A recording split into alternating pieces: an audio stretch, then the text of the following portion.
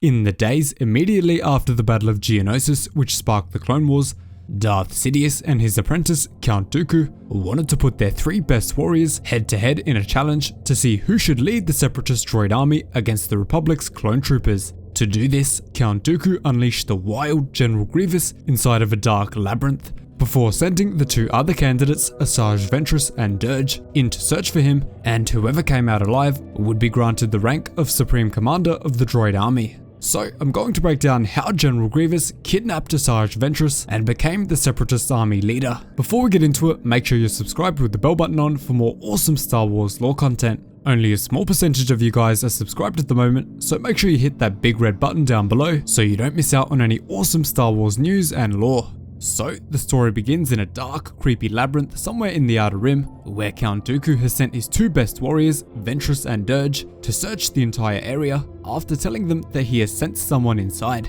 Once Ventress makes her way inside, she contacts her master through her comlink and tells him that she still doesn't sense anyone inside of the area. As she continues looking around, she says that perhaps the security sensors are malfunctioning, but as Dooku is monitoring her progress from a series of security screens, he tells her that she is wrong. Someone is aboard the dark station, and she must continue her search until she uncovers the mysterious being. Ventress follows Dooku's order and moves through the dark halls of the station until eventually arriving at the trophy room, where a variety of stuffed creatures and other beings are being stored as prizes for victory in combat. Creepily, you can also see a collection of lightsabers and even some Jedi robes. One of the robes is even colored purple, so let me know down below which Jedi you think that one might have belonged to. There was actually a Jedi who wore purple during the time of the Old Republic, so I'd love to hear what you guys think. Following this, she contacts Durge, who is the direct competition to Ventress and Grievous, although she doesn't know it. At this point, neither of them even know who Grievous is, as he is a fresh recruit of Count Dooku, and we're still at a very early point in the war.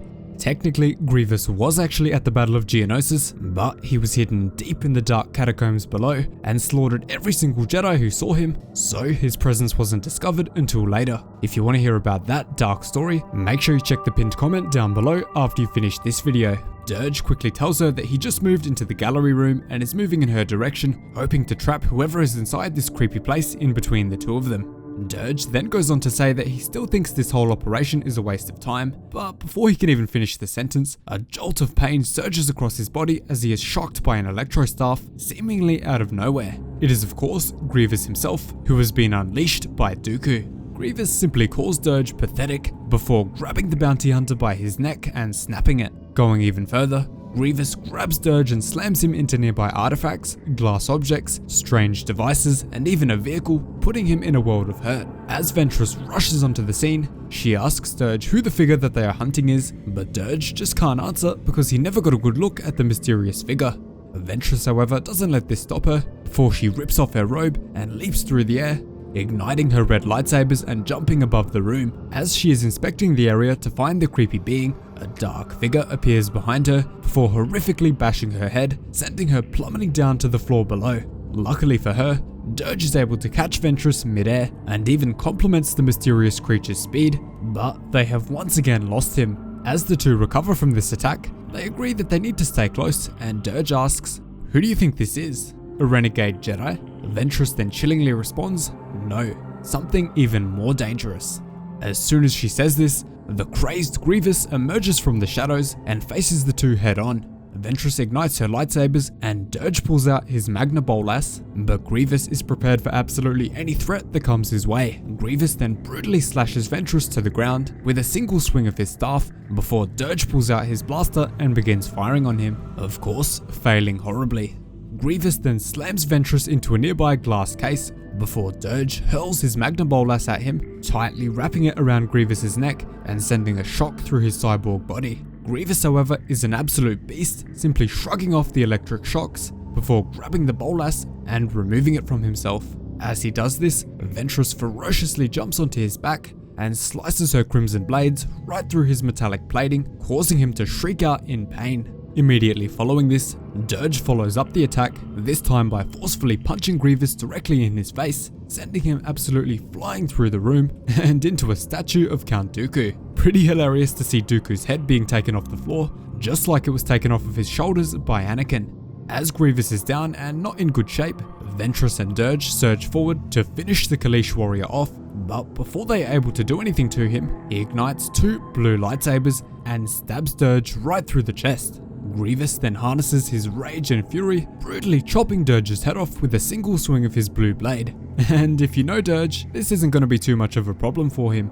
As Durge's head bounces across the floor, Ventress directly engages Grievous in a fierce lightsaber battle, locking their blue and red blades together, with Ventress finally demanding to know who this savage cyborg really is. Grievous refuses to answer, but a rage sweeps over Ventress and she continues swinging her curved blades at him, demanding to know who he is. Grievous is then pushed into a nearby tank, which sends him over the edge and leads him to angrily storm back at Ventress, grabbing her by the neck and holding her high above his head, exclaiming that he is the future. This absolutely terrifies Ventress, but Grievous laughs at her tiny size, continuing to strangle her, taunting her over and over again, until eventually she can no longer breathe and is dropped to the cold floor below. Immediately following this, Grievous picks up Ventress and Durge's bodies, delivering them back to a very surprised Count Dooku. Dooku didn't initially think that Grievous would be able to take on his 2 best warriors, but much to his delight, the cyborg warrior performed well above expectations. As Dooku looks over at Grievous, the Kaleesh warrior confidently states that victory was never in doubt before coldly asking Dooku if he can jettison the bodies of Ventress and Durge, leaving him as the final remaining follower of Dooku.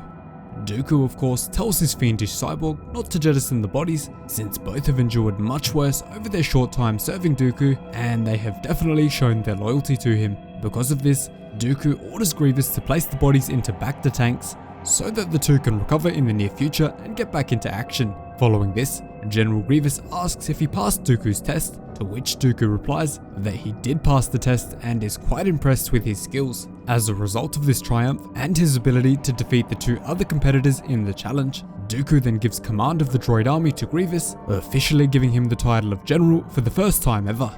Dooku then reminds General Grievous that although he is giving him this very powerful role in the Separatist military, he is still under the command of Dooku and must not forget that.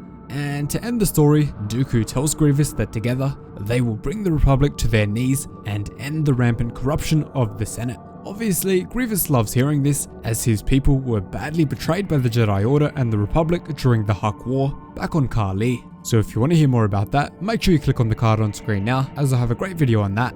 So that is how General Grievous became the leader of the Separatist Army and gained the title of Supreme Commander of the Droid Forces. If you also want to know more about General Grievous's fate after Revenge of the Sith, make sure you click on the card on screen now for an incredibly interesting video about what happened to his body. Thanks so much for watching, really hope you enjoyed the video. Cheers guys, hope to see you in the next one.